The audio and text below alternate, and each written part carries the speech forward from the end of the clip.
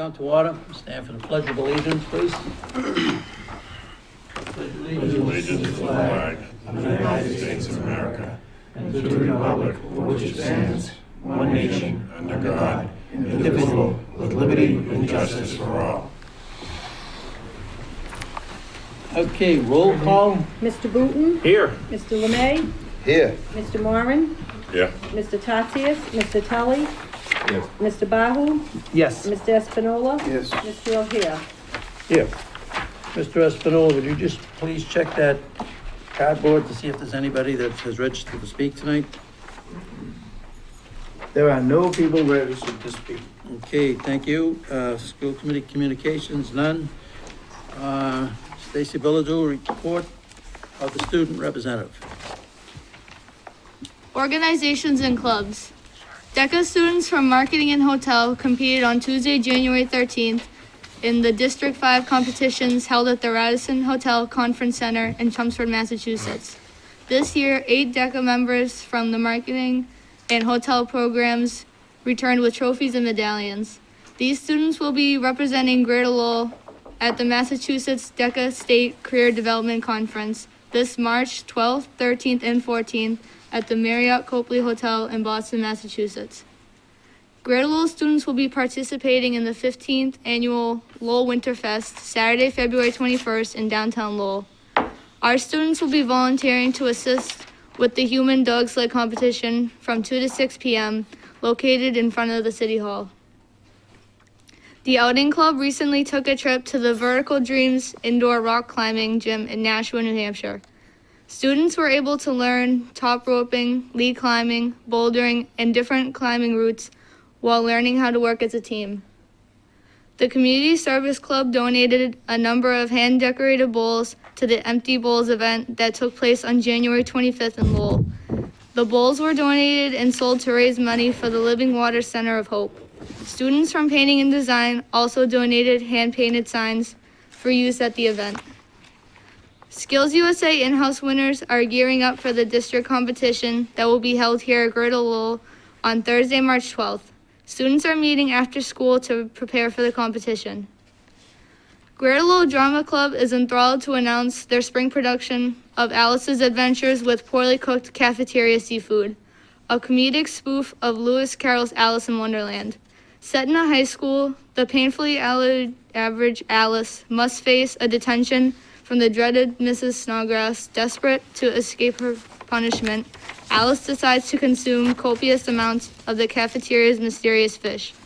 An imaginative tale that ensures as Alice meets the wacky characters in this twisted wonderland. The play will be performed April 9th and 10th, and we would appreciate your support and attendance.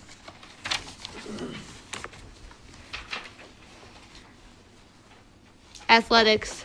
Girls basketball has played strong all season, compiling an overall record of 10-2 as of February, March 5th, 2015.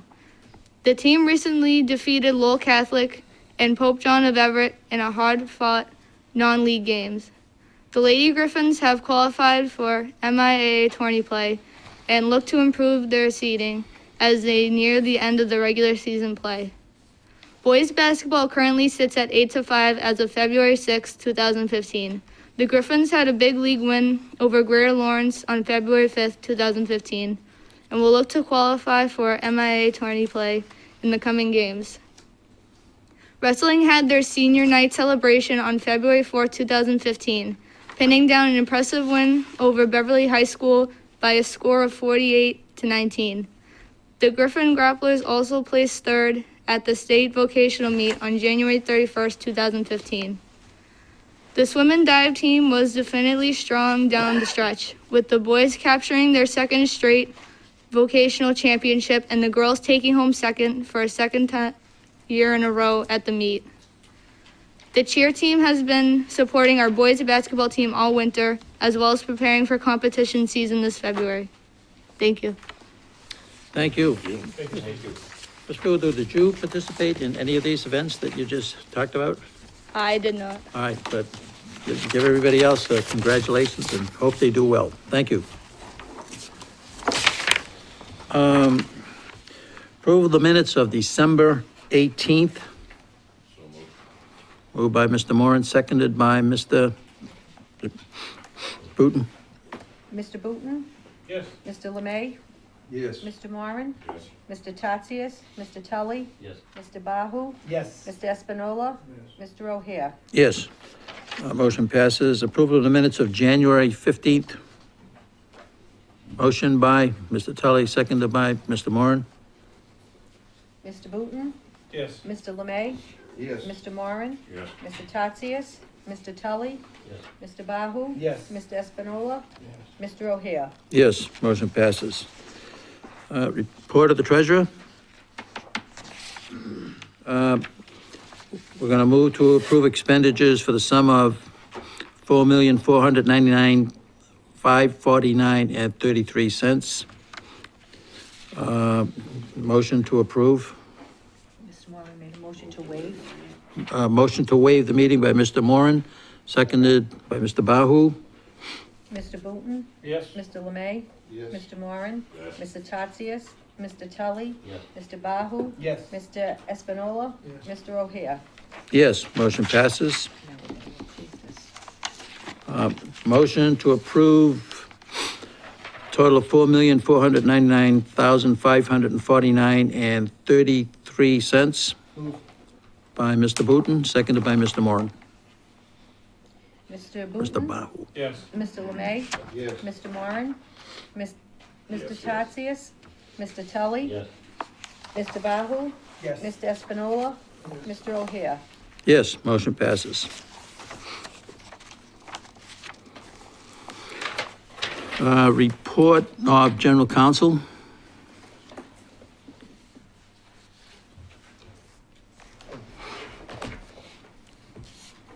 Thank you, Mr. Chairman, members of the committee.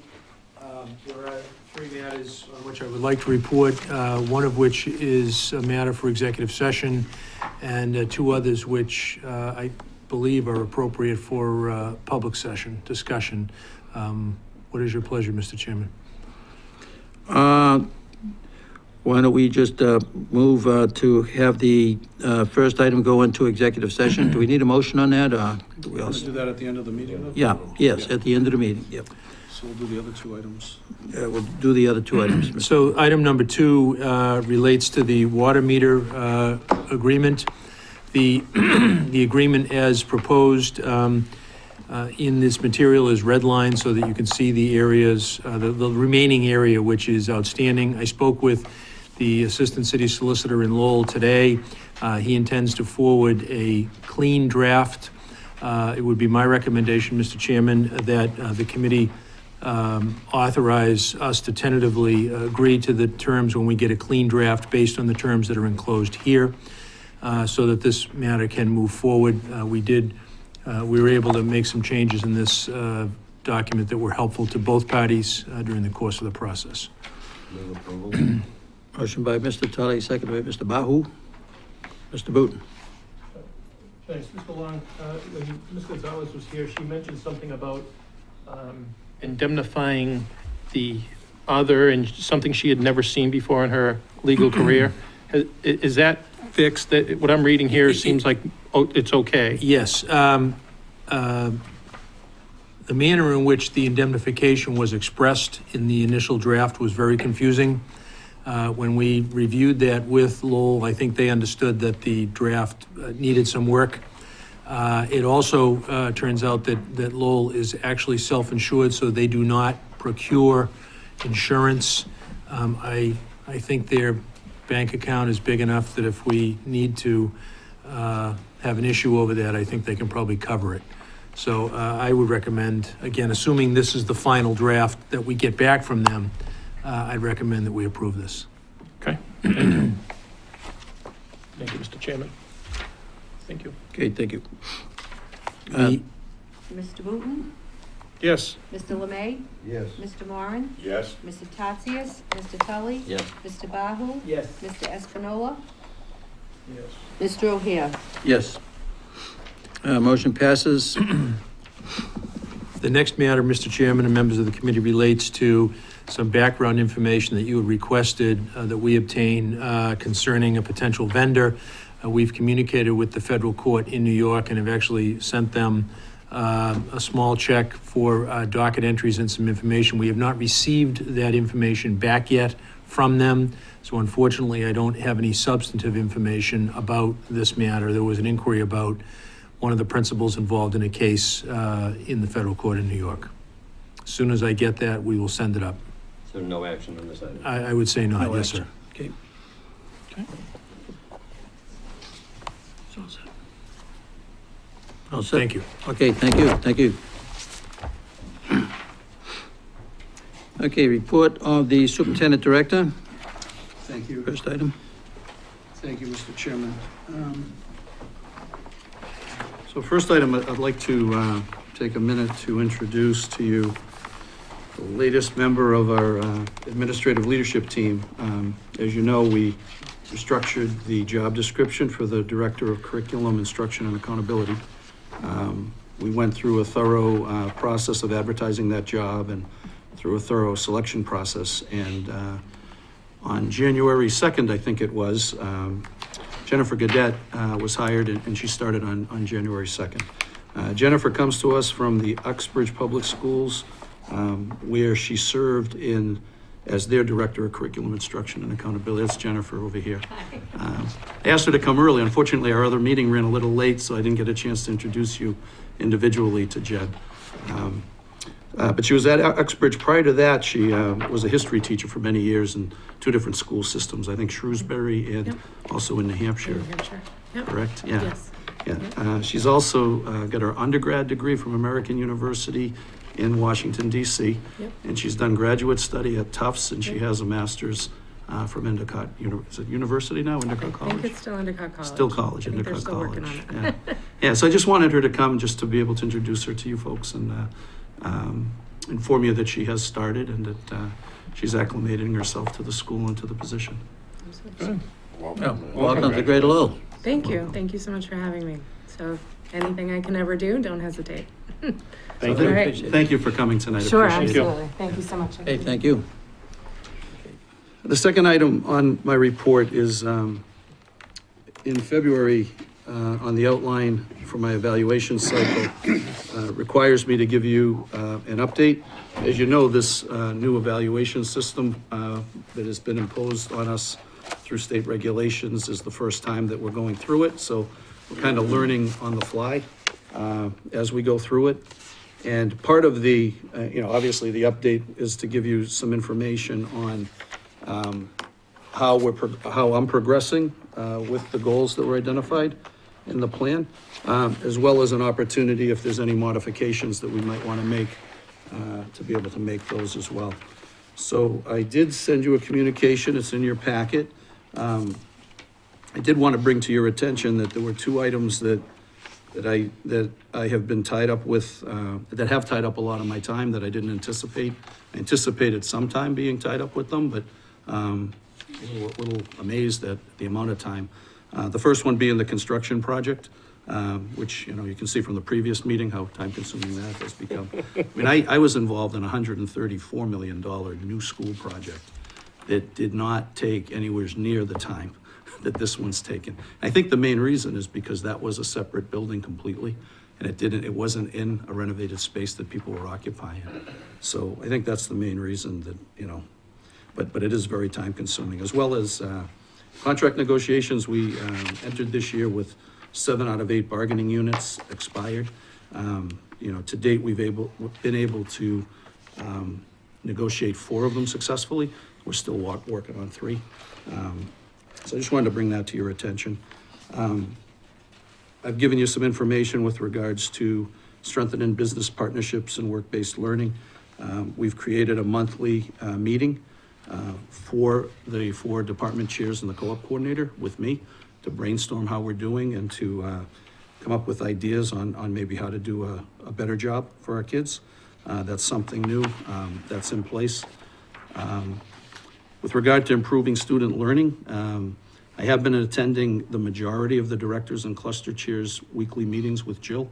I try to sit in as much as possible so that I'm in tune with what's going on and I'm able to contribute at that level. Also, we've hired a consultant from Research for Better Teaching, Laura Cooper, who came in and did a retreat with us the end of August, and also has come in twice during the year to do learning walks. She coordinates the learning walks. So I try to participate in the learning walks, but I do participate in all, as much as I can. She's here for 3 days doing learning walks, so I can't participate in all of them, but I do try to participate in some of them. But more importantly, the debriefing and the PD sessions with the administrators, I make sure that I'm in attendance for those. And I'm also, just like you're working with me on this new evaluation process, I'm also working with a caseload of 9 administrators who I directly supervise and am implementing this process with them. Adopting an education reform model. I do have a group of folks that are meeting. We try to meet twice a month, but the snow days have kind of, they're really hard to reschedule. So we've at least scheduled meetings twice a month. Some of them have been canceled, unfortunately. We are looking at the professional learning community model, which was the model that I'm most familiar with as we implemented that in my previous position. But we're taking a look at just what is a professional learning community, what are the 3 big ideas behind a professional learning community, and we've gotten to the point of one of the big ideas being a focus on learning. We've gotten through those components. There's actually a kit with videos that takes you through all of these things. So we've been working through those with that group. We also have secured some Race to the Top funding that we're looking at trying to figure out what's the best way to start to share this information with a larger group of staff. So we're looking at just how best to spend that money to keep promoting the professional learning culture, growth as a professional learning culture. The last one being the development and implementation of a health and safety plan. You have approved a plan, I think, at the November meeting. We do have a committee now that meets every month to talk about safety. We review all of the accident reports. Last month, we were very happy to see that there were no accidents reported the previous month. We're hoping that that's got something to do with the added awareness that we're trying to raise. We've got a coordinated program review that we're preparing where the state's going to come in and take a look at our stops, and we're going to take a look at a whole bunch of things, but specifically take a look at the health and safety plan and whether or not we're meeting our requirements with regard to that. We've also taken the Mass DPH report, made it part of our agenda the last 2 meetings, and we're going through the checklist to make sure that we're addressing the 41 items that they brought to our attention. So that's the update. As a result of, entering this year, there are a couple of things that I would suggest that you may want to consider revising on the evaluation plan. I can go over them with you. They're highlighted in yellow. First one on page 5. Walkthroughs, I try to do 2 hours a week. That was what I had prescribed. I just don't have time to do that. I would suggest, or I would ask that you consider making it 2 hours every other week. That's more what I'm able to do. I certainly, once this construction project's over, be able to do much more than 2 hours a week. Can I ask, that was one of my questions. I know that you're here very long hours. I mean, I think everybody knows your work ethic is excellent. And that is tying you up a lot, but after, say, October, November, wouldn't you be able to do that? Next year I'll be fine. This here just evaluates me through the end of this year. This isn't going to continue? No, Okay, I'll there's gonna be new bringing you a strategy. new plan next October Thank for you. next year, yeah. So that's just the adjustment based on the reality of what's going on right now. Number 4, now that we're into this process, I've kind of come to the realization that that's really Jill's responsibility to sit with the administrators and the teachers and oversee that, not mine. So it really never should have been in there. So it's an error on my part, putting that in there. She oversees the administrators who are engaged directly with the teachers. I oversee the administrators that aren't engaged. I am connected through the walkthroughs and the work with Laura Cooper to what's going on and what they're working on. So for 2 reasons. One, that it's really more appropriate for her to be doing that, and she is doing that. and the fact that I don't have the time to do that either. But I don't think that I would propose that moving forward, now that I, see firsthand how the process works. And again, it's a new process. I would, so I would ask the question, how do you then review Ms. Davis if you're not seeing her interact with the department chairs, with the cluster chairs? If you're not everyone, but at least you could see how she's reviewing them to see if she's giving them goals and Right. helping them, and how can anybody give her input to maybe do better if nobody's seeing that? Right. If she does a review of this cluster chair and that cluster chair, she may be missing something, but you may see it and go, I've noticed you didn't go on this strength, so it's not so much to review the cluster chairs or the administrators, it's to see if she's giving them areas of improvement. So you're not actually reviewing the cluster chairs, you're reviewing how she reviews the cluster chairs. So what I would propose, and that's a good point, what I would propose though, because this particular goal, Ms. Davis wouldn't be present. It would just be me going in with them and the teachers. So I would be doing her job, which is what she should be doing. So I think a better This goal, isn't to review with her? not the way this is. It says, observe at least 4 administrators or cluster chairs engaging teachers in the evaluation process, which is what she does. She goes in and she observes them working with their teachers.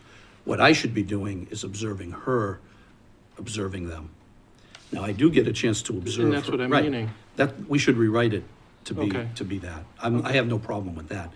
I get a good opportunity to observe her interacting with the directors and the cluster chairs in the weekly meetings, okay?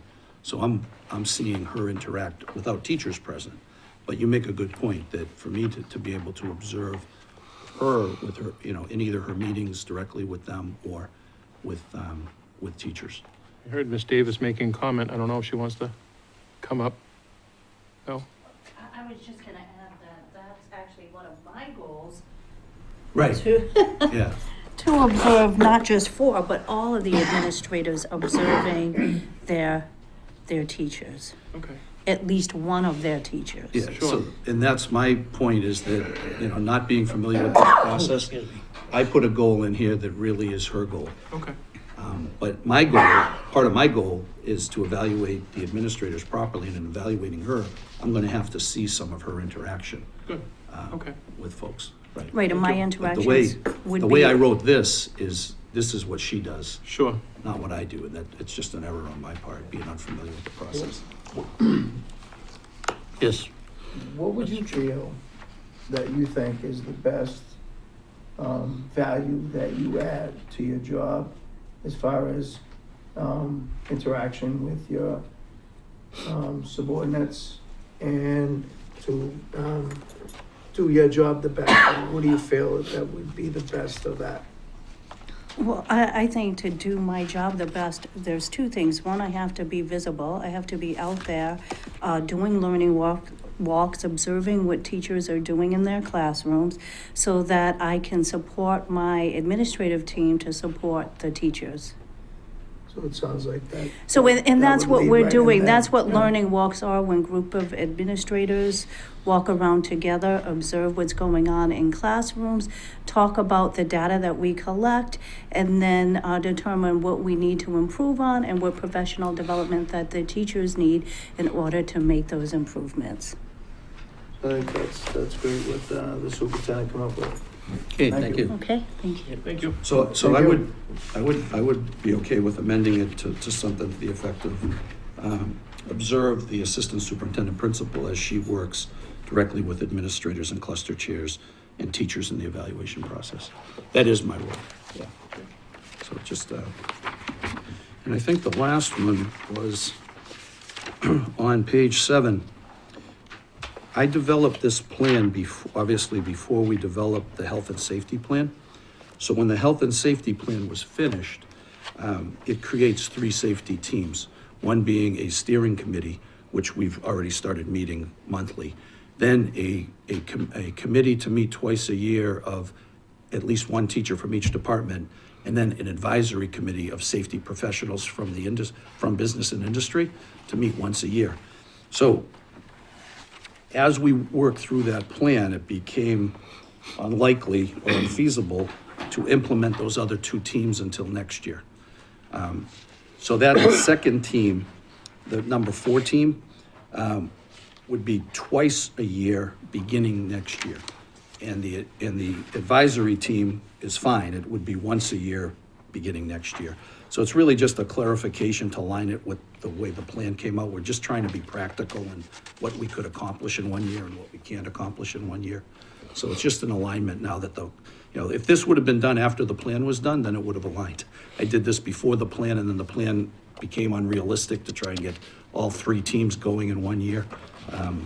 So it would just be that correction. So those would be the only corrections. We'll approve this as you presented it tonight with that one correction. With the one correction, Yeah. right. All right. Yeah, and I've got the wording for the one correction. I got a Yeah, question. that'd be great. Excuse me, is that a motion? Yes. Okay, there's a motion on the floor to approve the plan with the exception of the, With the Correction. correction. Yeah. Yeah, with the correction as stated. okay, and seconded by, okay, Question. Mr. As you mentioned, and I don't know if we're gonna be evaluating on this, the construction project should be a part of this because, you know, I think being proficient is one thing, but I think you've been exemplary so far in my position from all the work that you've done on the construction side, so I'm not sure if it should be added to, or, you know, I looked through it and no elements really, Yeah. you're helping learning, Yeah. you're helping safety by doing this renovation, but you've really, I think, gone the extra mile above and beyond proficient in that aspect, so I don't know if any members, if there's a One way of to the- add. I mean, the way I would answer that is when you look at an evaluation plan, my challenge is to find the things that I need to get better at and things that I might already be pretty good at, like managing or working with the construction team, doing budgets. You know, there's certain things that it wouldn't be a challenge for me. It would be hard for me to create benchmarks where I would really be growing. This should be mostly focused on growth. I think with this construction plan, you've grown, like as you Yeah. mentioned, when you, at Yeah. Essex Aggie, you didn't have this Yeah. type of, the renovation, you know, peeling back the onion, and you've handled it, I thought, very well, so I just thought it should be mentioned at least. And the other problem was trying to find out where it fits into that big rubric of things. I don't know where it really fits into that big rubric. I can take a look and I could come back next meeting with a possible That's the addition. other. There is Okay. no other. I just, again, you weren't just Yeah. proficient, or you're not being proficient. Yeah. Your detail, the meetings that I've had with you, with other members, have been have been above proficient. I appreciate that. Thank you. Okay, Mr. Espinola? Well, we've discussed about, there's a committee, a subcommittee that's available to discuss Mr. Bourgeois' accelerants and decelerants or whatever for his contract. I think Mr. Booton can pull in all those things that you just mentioned too. And he's done a fantastic job.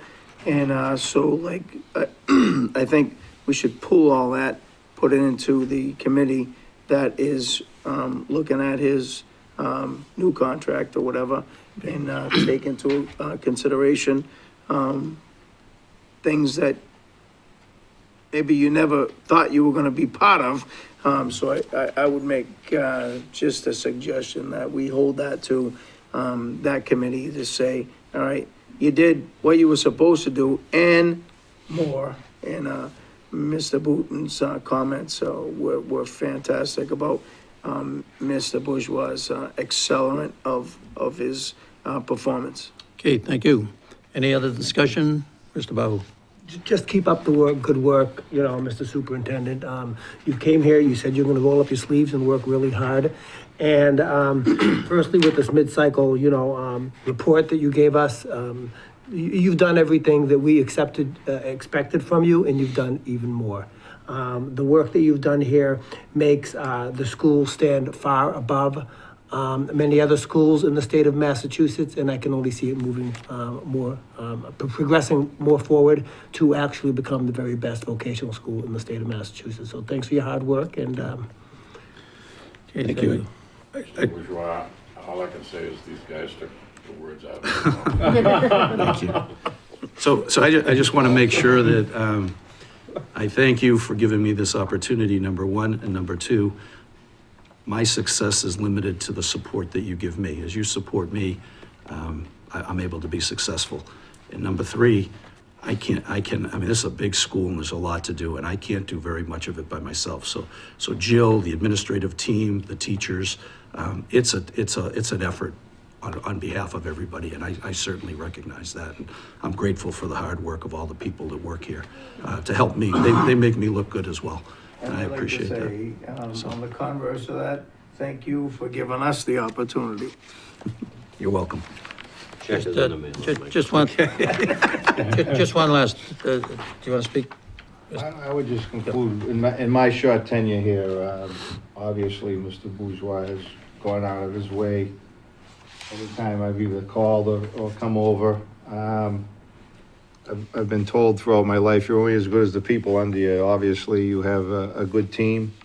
You have a lot of faith in them, and you should, rightfully so. I like you said, this construction project is taking a lot of time from a lot of people, but I like what I see. I enjoy getting involved with it, and with you at the helm from your end, I'm quite happy. So, thank you. Thank you.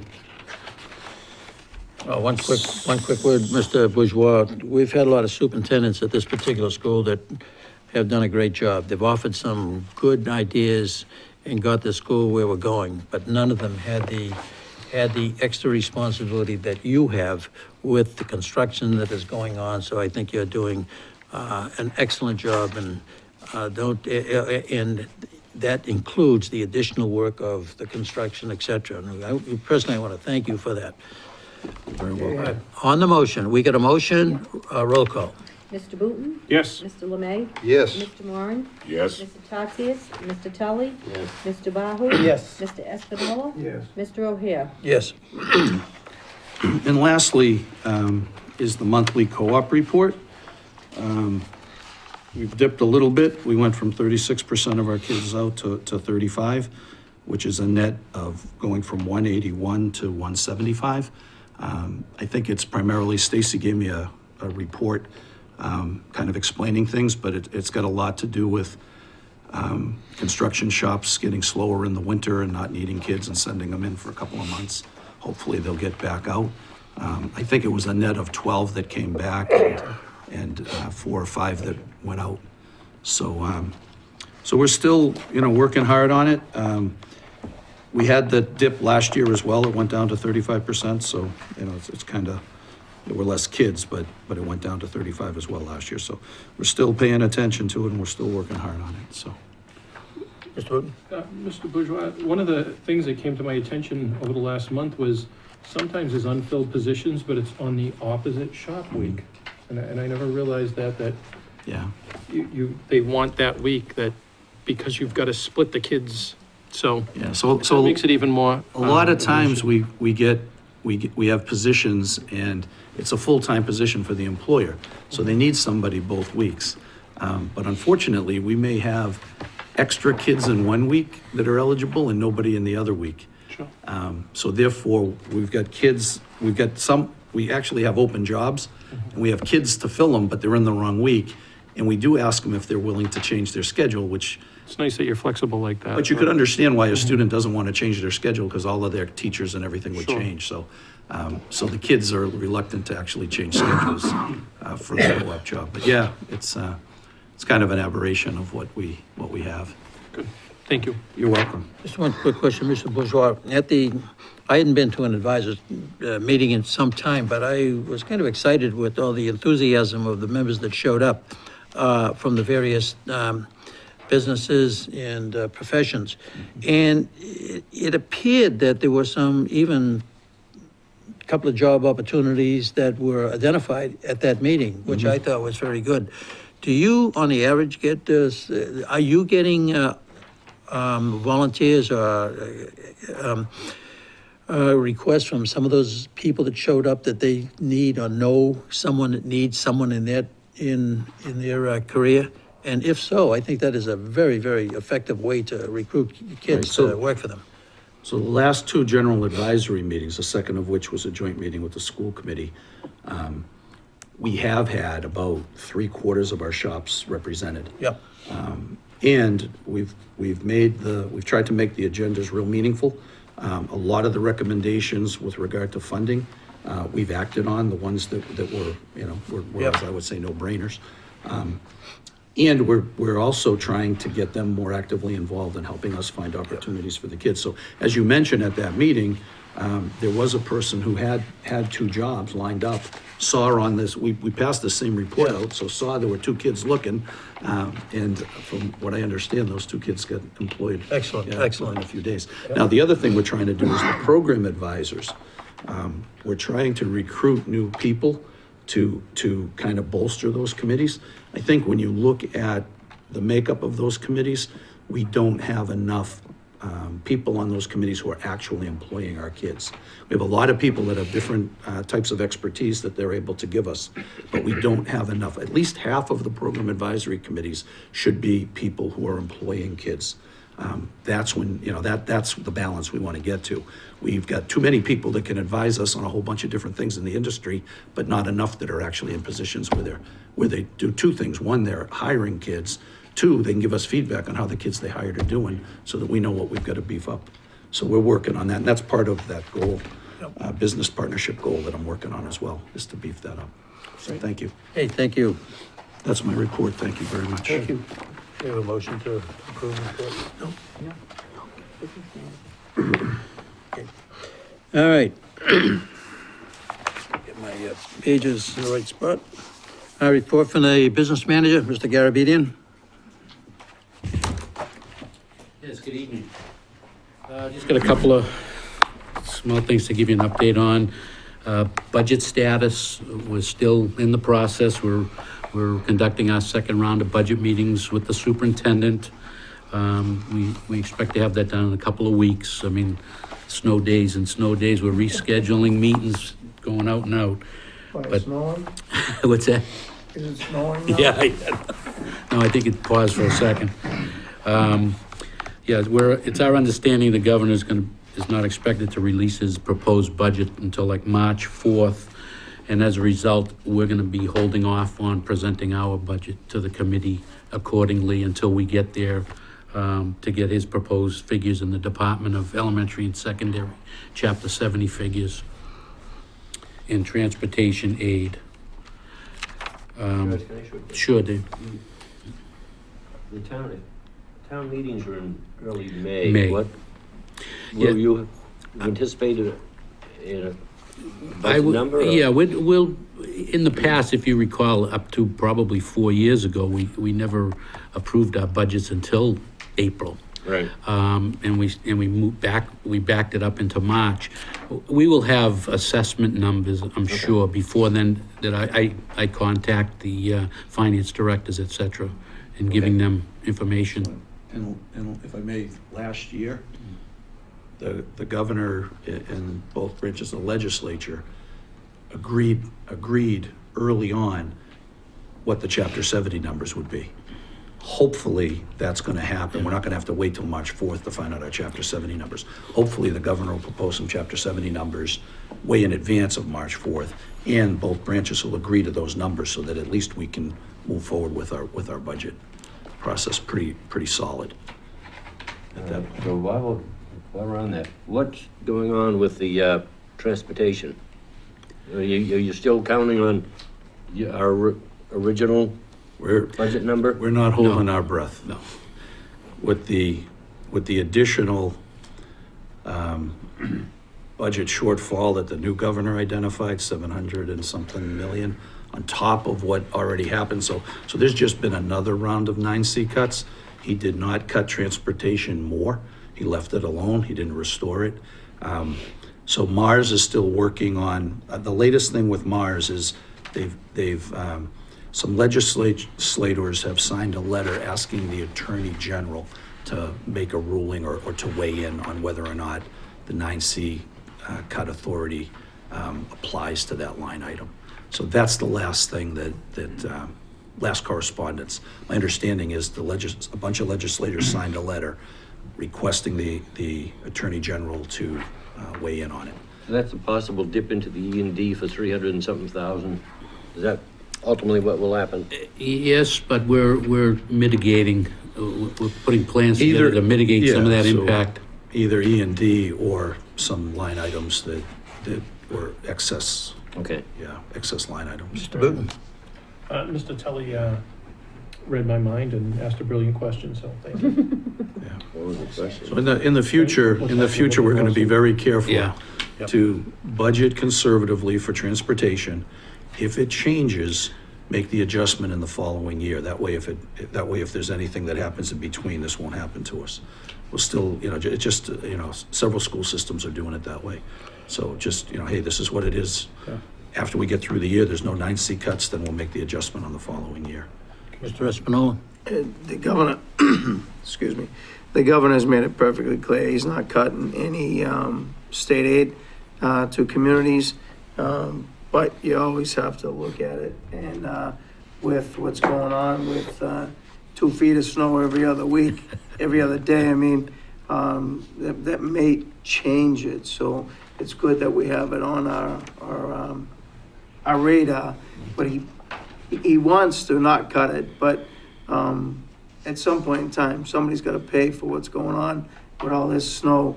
It's going to have to trickle down to communities. So let's hope that everything works out good. Okay. The second item was just informational, just to give you an update on the amount that we've received in net metering credits through January, almost $80,000, and we still have 5 months to go, so it's really helping. It's exceeding what the expectation was. Okay, thank you. Next, One more. again, next is a attached list of transfers I'm requesting, totaling $80,725, basically to fund a lot of the instructional equipment to the various shops that have been recommended through the General Advisory Committee.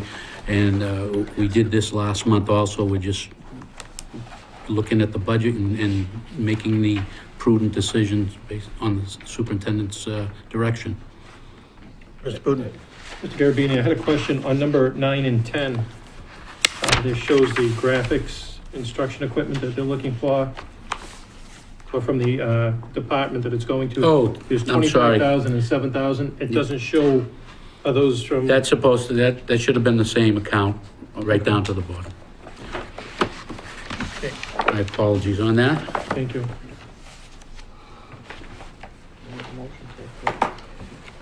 Motion to approve, Mr. Garabedian, by Mr. Tully, seconded by Mr. Bahu. Roll call. Thanks. Mr. Booton? Yes. Mr. Lemay? Yes. Mr. Moran? Yes. Mr. Tatsias? Mr. Tully? Yes. Mr. Bahu? Yes. Mr. Espinola? Mr. O'Hare? Yes, motion passes. That's it. Thank you. Thank you very much. Oh, I'm sorry, Mr. Bahu. One question, Mr. Garabedian, I believe we signed a new bus contract last month to go ahead and exercise the last year with first student bus Yes, transportation. it's in the process, correct. Okay, Yes. I think, I know you've been very busy with everything going on with the budget process and such. However, we did ask for an enclosure that indicated how much money we may save based on the lower cost of gasoline. Oh, the fuel. The fuel cost. I just got an email from them because I had followed up last week. It's in their accounting department right now, so I don't have it. I just got an email today. I will have it in a report for you. I mean, it's not, It's not hundreds of thousands, $70,000. it's, you know, you're probably talking a couple of $1,000s at best per month. But it was something that we Yeah, asked for. So if you you know, can, when you get that I email, will, if once you I wouldn't get mind that, I will, most forwarding definitely. it to us, as Yes. well as maybe even putting it into next month's I will. agenda. Will do. Thank you very much. Okay, thank you, Mr. Garabedian. Next item on the agenda is all business.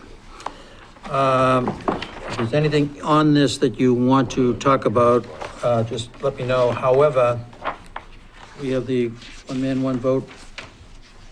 Is there going to be discussion on that tonight in executive session? Okay, so we'll just run by it on this particular list. And anything else on here? A lot of things are outstanding and it just. Move forward. So Okay, just a quick update, the welcome to Lowell sign, they were Yeah. actually gonna bring it up here if we would have had school Yeah. today for you to see it, it's all completed. So it's just a matter of arranging for, I don't know whether Lowell hangs it or if we go out and hang it for them. I but think we. It is completed though. I think we hung it the last time. However, I'll talk to some of the people from Lowell, the city manager among others, just to let them know in case they want to be part of the replacement of the sign. So I'll tell them and I'll get back to you within a week. But that number 4 is completed, it's Yeah, just a matter excellent, of getting it excellent. signed, so, just so you know. Getting it, All right, excellent. Okay, nothing else on the outstanding items? Mr. Bahu? Sure, number one, that was a formation of a joint subcommittee with Yeah. Lowell School Committee to brainstorm more ways to accept students. The great news about, about what we've been doing here is we've been really reducing our waiting list. And I think our waiting list might be less than 100. last year it ended up being less than 100, this past year, it's 140 or so, I think, I'd have to go back and check, but it's not 400. Right, so It's nowhere near it seems that, to me that, we've covered a lot of the ground Yeah. that, the people perceived we were turning away an awful lot of students. Therefore, if we could just go ahead and remove that, I have spoke to Lowell School Committee. They do realize that, it would be nice if they could have some type of vocational programming. So rather than have that joint subcommittee, we can just keep the discussion moving forward as well as remove this from our list. So do you want to make a motion by Mr. Bahu that the action, We can just, just remove it? Yep. Okay. Thank you. Item number 1 is removed, okay. Anything else on that? All right, I mean, you can take number 4 off as well, right? yeah. Yeah, we can. Remove number 4. Okay. Okay, next item, any new business? That's- Mr. I had 2 items, one that I had emailed in about, the other one that I wanted to bring up. In speaking with Mr. Espinola over the last couple of weeks, we've had a couple of small roof leaks where the new roof has been installed. And Mr. Espinola had the idea that we should have a map of the roof and something showing where different leaks have taken place, kind of memorializing the leaks so that 3, 5, 10 years from now, when we may not be here, somebody 10 years from now would have a file they could go back to see that there was already a patch repaired somewhere. And it would help future construction. He said it's quite common in there. So I thought Mr. Espinola had a great idea, and I think it would be something that I was wondering if we could do that going forward.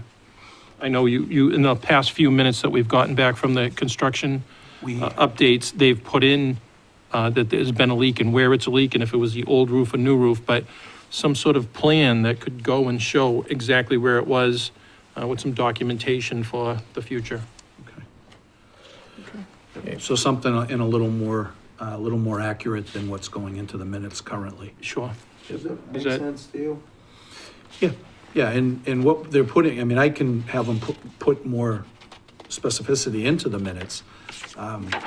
It's just like a historical Yeah, schematic of like 10 years from now, we're not all here. Maybe, hopefully, and my understanding. if we're lucky, we'll be Yeah. like these guys. In my understanding, the leaks that are happening in the new roof area are not roof leaks. They're where the roof is meeting the window panels that haven't been replaced yet. And once the window panels are all replaced, then that leak will subside. Most of the leaks are still, 40% of the roof has not been done. So they're old leaks that were pre-existing that won't be fixed until they Well, do. we're sure they'll take care of it. But yeah, I, If there's a historical, yeah, it'll memorialize. correspondence about, Yeah, we want to "Hey, memorialize. we did this here, we did this here, and because that not only, it's not about blame, but it also would take away the, significance of somebody coming in and saying, okay, I have no idea what's going on here, what happened, and you can say, hey, we had this leak, we took care of this, so now a roofer that comes in 10 years, 15 years from now says, well, they already did this, they already did that, now, let's check this, and we'll be able to take care What of I'm it. gonna do is raise the specificity of what's in those minutes to be, especially with regard to the location and just exactly what's the nature of the leak. I would hope there'd be a plan that you could use too, or a copy of a plan where it was, so, and that's kind of what you explained to me Yeah. they do on other jobs, is there's a plan to say, take a picture of this area, this is where we double steamed an area, I don't know whatever Yeah, you so call it, they could create a Fixed plan it, of that. but how? The small, right? the portion of the plan where it's taken place. Yes. Okay. So, Yep. I think that would help. And we've been I'm working the thinking- last couple of meetings to get it more specific, Yeah. so that we do create a history of wherever water's coming in and whether or not it's old, new, and when it gets resolved. Again, it may not, be an issue for 30 years, it may have not one leak, but Yep. if it does, If it resurfaces 3 years 10 years from now, the next Well, contractor could come in Yeah, and look even at in it. 30 years from now, it might save us some money because they won't have to run through the gamut of the deducting, Trying to find the where- reasoning, saying, okay, this. We could say, hey, well, they already did this, they already did that, well, they did this. And it's a common thing in my trade is that when you patch a roof, it's more, it's less able to be penetrated than the original roof. Right. So the patches are less likely to be penetrated again. So if they see all the penetrations that are taken care of, they can deduct and get back to where they could make a small patch and take care of things. It might save the school money in the long run. If I may, Mr. Booton, just, if I could, it doesn't have to be part of a motion or anything, but just on what you said, I just came back from a trip, came back and there is 5 feet of snow on 2 of my flat roofs, of which I have to get off tomorrow, probably the roofs are gonna cave in. But where there's so much material on the roof, air conditioning units, et cetera, that could generate drifts on the roof, could we check those out also with your suggestion, and also see if something is necessary to, because if you're gonna get a load of snow in a certain area, there's a very good chance you have a better chance of having a leak at that point than any place else, but I would think that's a concern. Like, in talking to Mr. Bourgeois and looking at the minutes, I think they've discovered where there was, I think it was the old roof. Yeah. And then where the window was, so the new roof is not leaking where Right, the roof is, right. so there's no issues, and But I they're think, saying everything is working. but I think if there's no pitch on a certain part of a roof, and, Check the drains. yeah. Yeah, the drains when it starts to melt. Should we not bring this up to the building people? Well, I think basically is, Yeah, I mean, for instance, at the last meeting, there were 2 roof leaks. So one of them is a persistent leak that we've had before the project. It's right outside of guidance, and it's coming in where the lights, the glass skylights are meeting, the old siding and roof. And until they replace those side lights, they're not gonna catch that. So it comes down, there's a light fixture there, so they've got a little device there to make it go around the light fixture and into a bucket. So that's one leak. Once they finish the glass skylights, that should be all taken care of and that should stop. The other leak that they had was in a new unit, but it was from a snow drift that allowed snow to get inside the unit because it was so high. Yep. So once they knocked that down, it got inside, it melted, and it leaked through the unit. So once they took the snow down, so those are the 2 that you'd see in, I believe that you'll see in the last week's minutes. But we'll keep, and we'll give a little more detail I'll make sure we do. Okay, thank you very much. Thank you. Thank you. Any new business tonight? And another item? What's the other item? Oh, wait, I'm still back at, oh, I'm sorry, Mr. Booton, to explore the possibility of online forms can be PDF for better accuracy. So the request is to look to see if the online forms can be what's called PDF fillable, where you can go right on and it's almost like filling in a document instead of having a scanned document and then parents printing it out and then handwriting it in and then sending it in with their kids. It can be done for the emergency forms. It can be done for exploratory choice forms, the adult ed application, transcript requests, the handbook form that kids have to sign. What I've found running a youth baseball, softball league is the paper registrations.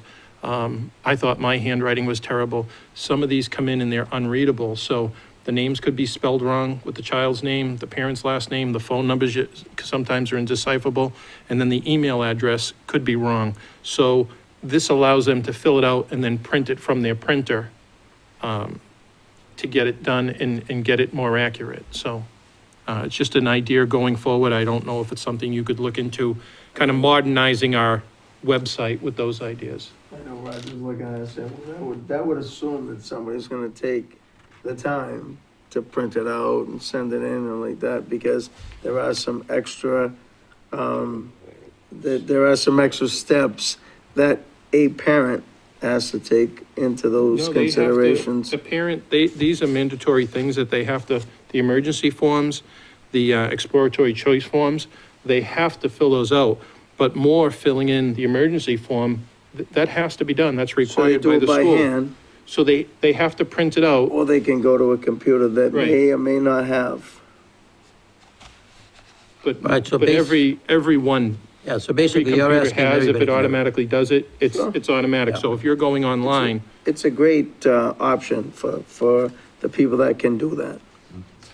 You have to have the form anyway, so Yes. if it's fillable, then it can be filled in online and printed out. Legibility. If they want to print it out and just write it in, they'd have that option obviously too, so.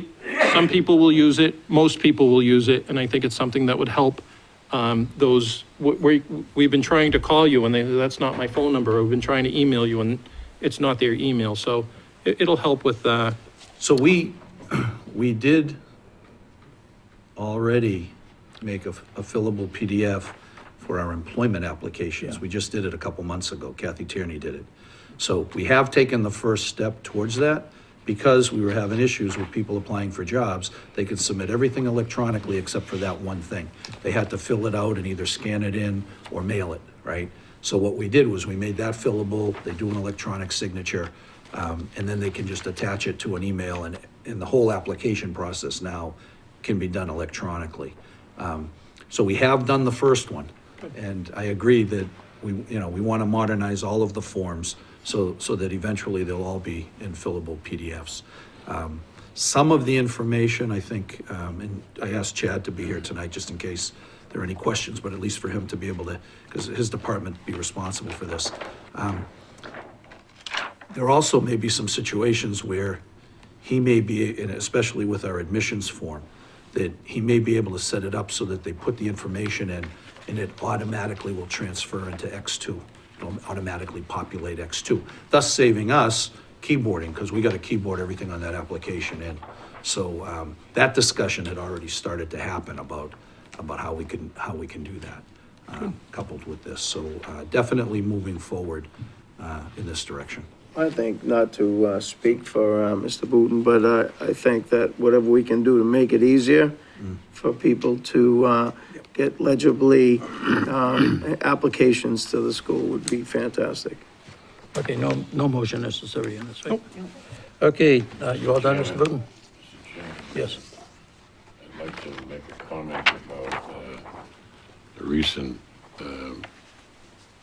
sports, the sports page recently about what a great job Lowell's doing with their basketball team and their wrestling team to say that we, Made a tournament. outstanding, teams going on here. They should be recognized, Mr. Thank you Superintendent. very much. So the wrestling team had their best record ever in school history. And the basketball team just won their 9th game. They were 8-5. They had a great win over Lawrence. If you remember last meeting, Lawrence beat them with a buzzer shot. They went to Lawrence's gym and beat Lawrence. And in their 9th win, which was against Whittier Tech, Angelo Pilato hit 9 3-pointers, scored 43 points. He was 2 points off the school record. The school record's 45. Well, But they're doing a the great local, job. Lowell Sun today gives 10 schools Yeah. that should be recognized, and it said that. 10 schools to watch out for in the state Said they tournament. gave the kid's name from Greater Lowell. Yeah, we're in there. And it talked about the wrestling also. And the swim team, first place boys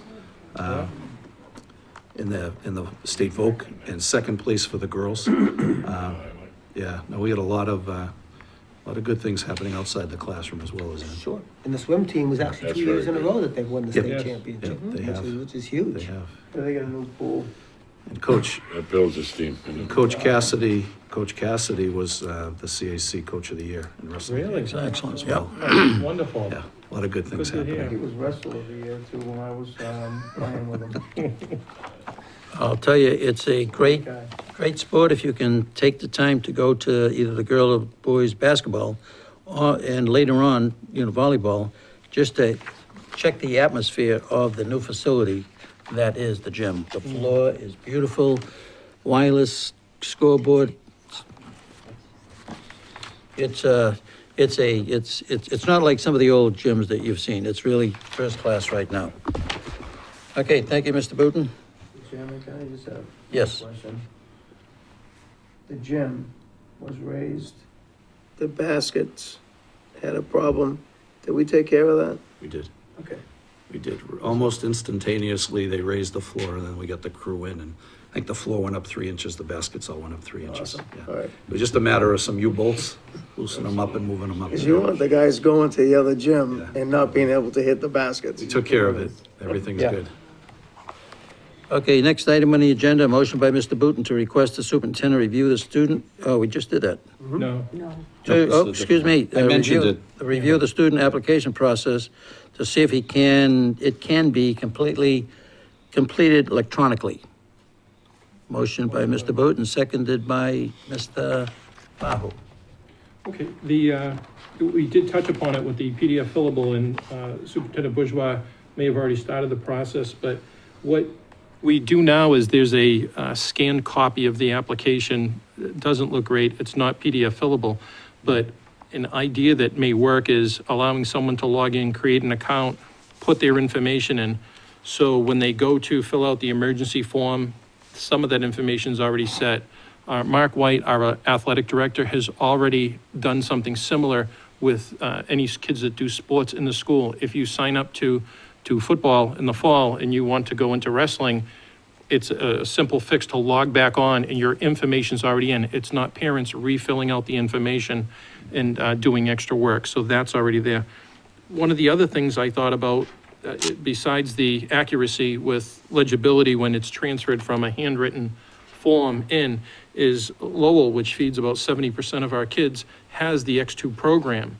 And if there's a way that we can input the X2, once the parents give the permission, it's gonna save time for the city of Lowell Public Schools, and then it'll save time from us having to input all those kids in. So it's a cost savings, it's more accuracy, and I think it's a way that we can do it. I know every single application won't be done electronically, but if you take the burden of more than 50%, it's gonna help our school to get the applications in sooner. Okay, thank you. Thank you. On the motion? All right, yep. Okay, roll call. Mr. Booton? Yes. Mr. Lemay? Yes. Mr. Moran? Yes. Mr. Tatsias? Mr. Tully? Yes. Mr. Bahu? Yeah. Mr. Espinola? Yes. Mr. O'Hare? Yes. Motion passes. Thank you for coming, Mr. Fallon. Okay, next item on the agenda, report of the subcommittee's approval of the January 15th, 2014 Greater Lowell Technical High School Building Committee report. Motion by Mr. Moran, seconded by Mr. Second. Booton. All right, Booton. Mr. Booton? Yes. Mr. Lemay? Yes. Mr. Moran? Yes. Mr. Tatsias? Mr. Tully? Yes. Mr. Bahu? Yes. Mr. Espinola? Yes. Mr. O'Hare? Yes. Motion passes. We have to do those change orders. Yeah, so you've got 4 more votes to take. Yeah, where are the, do we get the, We have to- what do we call them? So, I'll do it. A motion to, allow KBA, some additional design services, for our new laboratories, of $12,860. Motion by Mr. Tully, seconded by Mr. Booton. Mr. Bahu. Mr. Bahu to Mr. and Mr. Booton. Mr. Booton? Yes. Mr. Lemay? Yes. Mr. Moran? Yes. Mr. Tatsias? Mr. Tully? Yes. Mr. Bahu? Yes. Mr. Espinola? Yes. Mr. O'Hare? Yes. The other one, He's got 'em. you get that? Motion, for a construction change order to create swing space, for our, building, during our renovations for our laboratory by our laboratories to have more classroom space at the cost of $299,000. Okay, motion by Mr. Bahu, seconded by Mr. Moran. Roll call. Mr. Booton? Yes. Mr. Lemay? Yes. Mr. Moran? Yes. Mr. Tatsias? Mr. Tully? Yes. Mr. Bahu? Yes. Mr. Espinola? Yes. Mr. O'Hare? Yes. Do we have another one, or is that it? Swimming pool. Motion to upgrade our swimming pool, to update it as well as, make it ready for the next, several years of $321,000. A motion by Mr. Bahu, seconded by Mr. Tully. Mr. Booton? Yes. Mr. Lemay? Yes. Mr. Moran? Yes. Mr. Tatsias? Mr. Tully? Yes. Mr. Bahu? Yes. Mr. Espinola? Yes. Mr. O'Hare? Yes. That's it, okay. The last one's the monthly change orders. We don't usually do the monthly. No. No. That's it. We can do the monthly change. Sure. Sure. Motion for our monthly change orders, to our designers, of $143,000. Motion by Mr. Bahu, seconded by Mr. Booton. Mr. Booton? Yes. Mr. Lemay? Yes. Mr. Moran? Yes. Mr. Tatsias? Mr. Tully? Yes. Mr. Bahu? Yes. Mr. Espinola? Mr. O'Hare? Yes. Okay, we're gonna move to go into executive session. Will there be a vote after the meeting? Possibly. Is there going to be a vote after the meeting? It depends on, yeah, Possible vote. A possible vote, okay. Seconded by, motion by Mr. Tully, seconded by Mr. Lemay. Mr. Booton? Yes. Mr. Lemay? Yes. Mr. Moran? Yes. Mr. Tatsias? Mr. Tully? Yes. Mr. Bahu? Yep. Mr. Espinola? Mr. O'Hare? Yes. So we won't come back in open session. Yeah.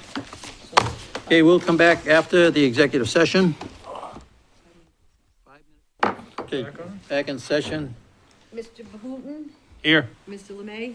Yeah. Mr. Moran? Yeah. Mr. Tatsias? Mr. Tully? Yes. Mr. Bahu? Here. Mr. Espinola? Mr. O'Hare? Here. Okay, we're gonna make a motion to adjourn. Motion to adjourn. By Mr. Bahu, seconded by Mr. Booton. Mr. Booton? Yes. Mr. Lemay? Yes. Mr. Moran? Yes. Mr. Tatsias? Mr. Tully? Yes. Mr. Bahu? Yes. Mr. Espinola? Yes. Mr. O'Hare? Yes.